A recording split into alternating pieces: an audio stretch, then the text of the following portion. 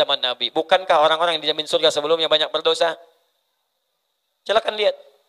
Umar pernah berdosa. Uthman pernah berdosa. Abu Dzar Al-Ghifari pernah berdosa. Tapi di antara mereka bahkan kata Nabi, masuk surga tanpa hisab. Masya Allah. Nih saya kasih contoh. Quran surah keempat ayat 100. Paling kiri sebelah bawah. Ujung ayatnya. وَمَنْ يَخْرُجْ مِنْ بَيْتِهِ مُهَاجِرًا إِلَى اللَّهِ وَرَسُولِهِ ثُمَّ يُدْرِكُ الْمَوْتَ فَقَدْ وَقَعَ أَجْرُهُ عَلَى اللَّهِ. Singkatnya, ada orang pernah bunuh 100 orang. Mabuk tiap hari, berbuat onar. Tiba-tiba dia ingin bertobat kepada Allah, berubah. Konsultasi pada seorang syekh. Kata syekhnya, kamu bukan berarti nggak bisa baik. Cuma kamu tinggal di lingkungan yang membuat kamu tidak baik. Pindah dari sini, pindah ke sana untuk belajar. Maka ditinggalkan tempat ini. Bertobat dia kepada Allah di setiap langkah jalannya. Di pertengahan, tiba-tiba meninggal dia. Belum sampai ke tujuan. Meninggal. Jaraknya cuma sejengkal dari tengah. Apa yang terjadi? Turun ayat. Menyampaikan. Dakhalal jannah. Taubatnya diterima, masuk surga. Taubat diterima, masuk surga. Kisahnya dirangkum di Quran surah keempat. Ayat 100. Wa may yakhruj min baitihi muhajiran ilallahi wa rasulih. Siapa yang mau keluar dari rumahnya, kemudian dia mau berubah karena Allah dan Rasulnya. Hujan gerimis dia keluar, hujan deras dia keluar, tak peduli apapun yang terjadi di lapangnya. Kemudian dia bertekad untuk berubah karena Allah dan Rasulnya. Thumma yudrikul maut. Kemudian dia mendapatkan maut, meninggal di tengah jalan. Faqad aqa ajruhu 'ala Allah. Ditulis pahalanya masuk surga. Orang tadi bunuh 100 orang, mabuk, banyak keburukan, bisa masuk surga. Antum yang tadi menyebutkan ini pernah bunuh orang. Berapa kali mabuk dalam sehari? Dia nggak sampai ke majelis ilmu, masuk surga. Antum sudah sampai di majelis ilmu, sudah sampai, masa nggak bisa masuk surga? Dia ayo kembali kepada Allah, tobat dengan benar. Cara tobatnya dari Quran surah keempat ayat 17 sampai ayat 18. Kalau Anda masih hidup, belum meninggal, maka Allah akan berikan anugerah yang lapang dalam kehidupan Anda. Saya tutup dengan sebuah kisah. Ini nyata, ada seorang pemuda mau tobat. Nyata ini. Kemudian dia belajar pada seorang guru. Kata gurunya, kamu harus bersabar, karena saya di sini cuma makan kurma, minum air putih. Kata pemuda tadi, saya akan bersabar, berusaha Syekh. Masya Allah. Di situ dia berubah. Awalnya tidak mudah. Makan cuman kurma, minum air putih, belajar Quran, sholat, tapi terjadi perubahan dalam dirinya. Satu kali secara singkat setan datang, menggoda. Kamu makan kurma, air putih, itu baru 3 hari. Gurumu mungkin 3 tahun, 30 tahun, berikan bakti pada gurumu. Cari makanan di luar, berikan pada guru. Masuknya halus, tapi dari setan. Tiba-tiba keluar dari sini, cari makanan. Bakat yang dulunya, bakatnya dipakai. Begitu sampai di rumah tetangga, dia lihat, naik, ngintip, gak ada makanan. Jalan lagi.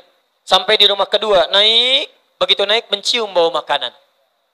Lompat dari pagar, ditemukanlah satu panci, isinya 3 terong, sudah matang, baunya enak sekali. Begitu dibuka, kata setan, masuk, cobain. Kalau enak, ambil. Sidangkan pada gurumu. Kalau nanti ada yang protes penghuni rumah, sampaikan, Syekh kamu menginginkannya. Syekh kamu orang terpandang, pasti akan diikhlaskan. Maka dicobalah orang-orang tadi. Begitu dicoba, lihat. Perhatikan bagaimana anugerah Allah akan menjaga orang ini. Begitu masuk ke dalam mulutnya, datanglah pertolongan Allah. Itu bukan punya kamu. Haram. Maka ketika datang itu semua namanya burhan. Lihat, orang yang mendekat kepada Allah akan dijaga oleh Allah subhanahu wa ta'ala. Begitu dia sampai kalimat-kalimat tadi, langsung dimuntahkan oleh orang ini. Ini sudah fitrah, Pak, Bu. Kalau Anda mendekat kepada Allah, akan ada bisikan hati ketika Anda berbuat maksiat. Gak percaya begini ya, gak percaya. Ini dalam situasi hujan, nanti Anda pulang dari sini keluar. Coba iseng-iseng pakai sendal orang lain. Pakai aja. Nanti di hati Anda akan ada suara mengatakan, itu bukan punya kamu, tinggalkan. Gak boleh. Kalau Anda sudah mendekat kepada Allah, suara itu akan ada. Tapi kalau Anda jauh dari Allah, suara itu tidak akan ada. Bahkan bisa berubah. Itu bukan punya kamu, bukan, tinggalkan. Punya kamu tuh yang lebih bagus, ambil. Jauh. Maka orang ini, lihat, dijaga oleh Allah, dibuang. Perhatikan, saya belum selesai. Begitu dimuntahkan, dia lari kemudian kembali ke syekhnya ke masjid. Begitu sampai masjid, syekhnya sedang berhadapan dengan seorang perempuan, di luar ada seorang laki-laki sepuh. Begitu melihat si pemuda tadi, kata syekhnya, ya bunai ta'al, nak sini. Lihat apa yang terjadi. Kata gurunya, ini ada perempuan, ditinggal suaminya. Sudah habis masa iddahnya. Dia mencari seorang suami yang saleh. Saya akan nikahkan dia dengan kamu. Kamu setuju? Masya Allah setuju. Padahal saya tanya umum, jawabannya setuju. Masya Allah. Pemuda tadi mengatakan, lihat, Syekh, bagaimana saya bisa menghidupinya? Saya di sini saja numpang. Kata syekhnya, kamu nggak usah khawatir. Dia sudah diwarisi oleh suaminya harta yang banyak. Yang ia butuhkan cuma perhatian, kasih sayang, dan bimbingan dari suami yang saleh. Kamu setuju? Kata pemuda ini, baiklah, kalau begitu saya setuju. Maka dipanggillah laki-laki yang sepuh tadi, ternyata itu bapaknya. Dinikahkanlah seketika. Singkatnya, pulanglah pemuda ini dengan perempuan tadi plus bapaknya. Lewat. Begitu pulang lewat rumah pertama yang tadi naik cari makanan. Segera dipercepat jalannya. Ternyata bukan rumah si perempuan tadi. Jalan. Begitu lewat rumah ini yang tadi ada terong, mau lebih cepat lagi. Ternyata ketika akan mendahului istrinya, dipegang tangannya oleh istrinya. Zauji hadza baitina. Suamiku sayang, ini rumah kita. Masya Allah. Masuklah ke rumah yang ada terongnya tadi.